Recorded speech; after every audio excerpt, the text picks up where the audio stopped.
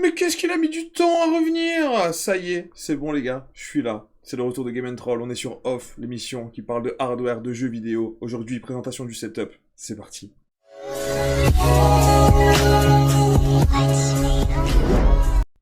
Ça y est les gars, c'est le grand retour.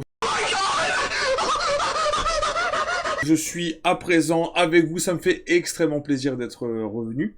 J'espère que ça vous fait plaisir pareil de votre côté. Alors voilà, on a emménagé, déménagement, qui dit déménagement dit nouveau setup. Donc c'est pour ça que je fais une vidéo setup aujourd'hui pour vous présenter dans les quelles conditions on sera pour faire les lives, pour faire les vidéos, pour faire un tas d'autres choses aussi. Il y aura bien sûr plein de choses que je vais vous présenter dans cette vidéo. Mais d'abord, on va présenter la bête qui est derrière moi, on va présenter le décor, on va présenter les écrans, on va présenter tout ce qui se passe ici. Et on va aussi le faire avec le téléphone pour tout montrer dans les moindres détails. Franchement, je sais pas vous, mais je trouve que ça mérite le pouce bleu. Au moins le pouce bleu. Alors, allez, l'abonnement en plus si c'est possible, moi ça me fait plaisir, mais au moins le pouce bleu. Bref, vous l'avez compris, belle vidéo en perspective, c'est maintenant, on présente tout de suite la machine en détail. On commence directement par le plus intéressant, le GPU, la carte graphique. Ici, on a une 6900 XT de chez AMD, le fleuron d'AMD. Hein? Une 6900, ça veut dire quoi ça? Le fleuron, ça veut juste dire que c'est la meilleure carte, d'accord? C'est la meilleure carte pour jouer en 1080p et aussi pour jouer en QHD. D'accord? Elle est même devant la 3090. Si vous le souhaitez, dans un autre off, on fera une review de celle-ci complètement, le packaging, comment elle est, qu'est-ce qu'elle a comme perf en jeu. En tout cas, elle est sublime. Si ça vous intéresse, n'hésitez pas à me le dire dans les commentaires. Vous l'aurez compris, dans cette machine, il n'y a que du bon. J'ai voulu me faire énormément plaisir et avoir une belle machine pour pouvoir faire du contenu sur YouTube, revenir en force, faire de beaux streams, etc. Donc dans cette machine, on a tout d'abord 32 Go de RAM. On a la 6900 XT, je viens d'en parler juste avant. On a le Ryzen 7 5800X, très très bon processeur, le dernier de la gamme de chez AMD. Bien sûr, tout ça posé sur une B550 de chez MSI. On a une Alim 850 watts de chez Corsair. On a aussi un SSD NVMe, d'accord, Samsung le 980 Pro, donc de 500 Go pour stocker l'OS et pour stocker les logiciels que je vais utiliser souvent.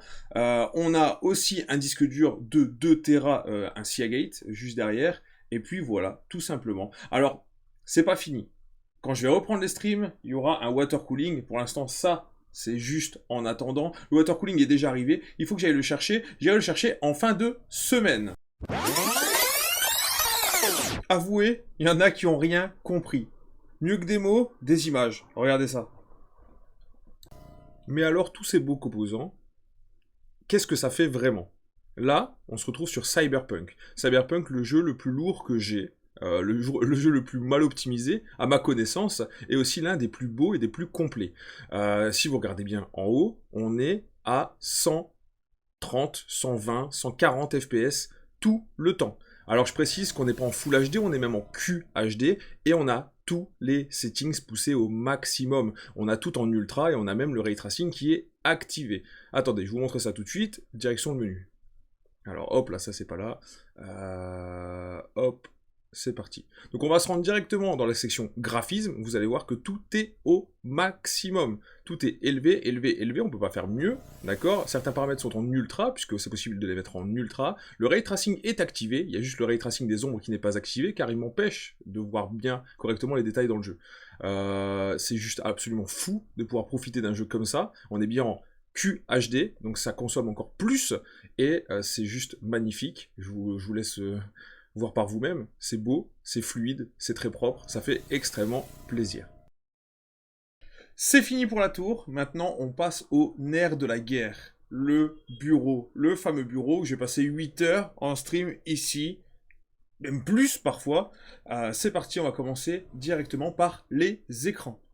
Alors, présentation rapide, on a un premier écran 60 fps 1080p, l'écran principal pour jouer QHD 144 Hz, vraiment sympathique, et puis à côté on a aussi encore un 60 Hz, donc 60 fps maximum en 1080p. On va pas se mentir, l'écran qui nous intéresse surtout, c'est l'écran principal, c'est un 27XQ, 1 ms, 144 Hz, AMD Free5, exceptionnel. D'ailleurs, tant que j'y pense, j'en profite pour vous dire que tout ce que j'ai ici, ou presque, sera mis dans la description, pour que vous puissiez voir les prix ou acheter un composant qui vous plairait, je sais pas moi, les mêmes barrettes de RAM, le même écran, etc.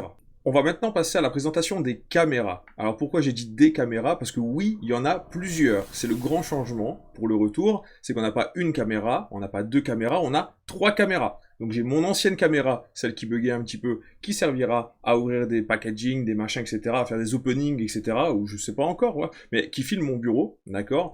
On a la nouvelle webcam avec laquelle je me filme là maintenant, laquelle j'ai acheté sur eBay une bouchée de pain, presque rien du tout, une OK 1080p, mais vous allez voir ça juste après, et puis il y a une autre caméra d'appoint sur le côté pour avoir un grand angle, d'accord, pour faire des petits live Twitch, pour faire des petits live chill où on va parler, etc., etc. Ouais, c'est bien cadré, c'est propre, c'est nickel. Je vais vous montrer tout de suite ces caméras-là, je vais faire pareil, je vais faire défiler, et puis vous allez voir les trois caméras, où est-ce qu'elles sont placées, et comment elles sont. On commence le tour avec la petite caméra d'appoint, petite caméra que j'utilisais pour certaines vidéos, il y a bien longtemps, elle est toujours là et ça fait toujours plaisir. Ensuite, on a la OK 1080p que j'ai eu pour vraiment pas cher. Et bien sûr, la troisième caméra qui filme tout, c'est la première caméra avec laquelle j'ai commencé les lives, la caméra de la Xbox. La présentation des caméras étant finie, on va passer maintenant aux accessoires. Alors, on va parler d'abord audio. Oui, il y a eu du changement. J'ai fait l'acquisition, enfin, parce que beaucoup de monde me le disait, prends un casque, prends un casque. J'ai acheté un casque. Alors, je l'utilise pas pour le gaming encore, je l'utilise beaucoup pour la musique, mais j'ai fait l'acquisition d'un Plantronics Blackbeat Pro 2. Donc, le Blackbeat Pro 2 est plus grand que le Blackbeat Pro 1, d'accord, du nom. J'en connais certains qui vont commencer déjà à faire des blagues dessus. C'est un casque excellent, je le conseille à tous ceux qui le trouveraient en promotion. Personnellement, je l'ai eu à moins 60%. Les finitions du casque sont excellentes, il a 48 heures d'autonomie, les basses sont ultra imposantes, et il a même une réduction de bruit intégrée. Franchement, c'est le must que j'ai pu avoir jusqu'à aujourd'hui. Pour clore la partie audio, on va parler du micro. Le micro reste le même, ça reste le Bird UM1, que j'ai depuis 2 ans, un micro fantastique pour son prix, il coûte 50 €, c'est de l'entrée de gamme, mais ça fait clairement le taf, et beaucoup de youtubeurs le proposent aux gens qui aimeraient commencer YouTube, faire des vidéos, faire des streams, etc. Donc pour l'instant, j'ai pas encore changé, je le garde encore, j'en suis vraiment pas mal content. En revanche, nouveauté extrêmement intéressante pour les lives, le Stream Deck. Alors j'ai le Stream Deck normal, il y a le mini, il y a le normal et il y a le XL. Il était à un prix extrêmement bas il y a quelques semaines, donc je l'ai pris parce que vous savez très bien que je suis un fou des scènes, je suis un fou des lotos, je suis un fou des mini-pods, d'afficher plein de choses sur les lives et ça va grandement m'aider à faire tout ça.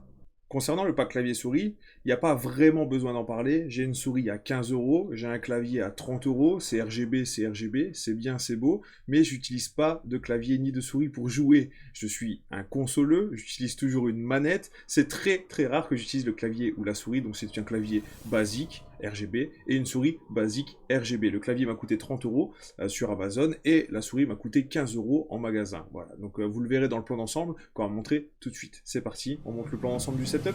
Allez.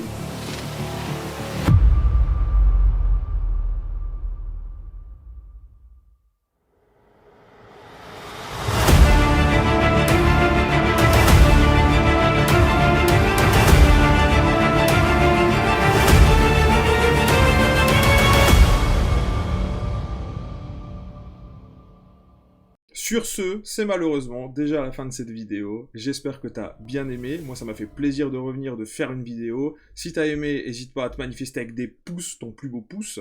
En tout cas... Oh non, c'est pas déjà fini, Game & Troll, je t'aime. Non, en fait, c'est pas fini. Je t'ai bien eu, hein. À vous. Ouais, c'est marrant. Je vais t'expliquer. Il y a 2 semaines, j'ai fait un post.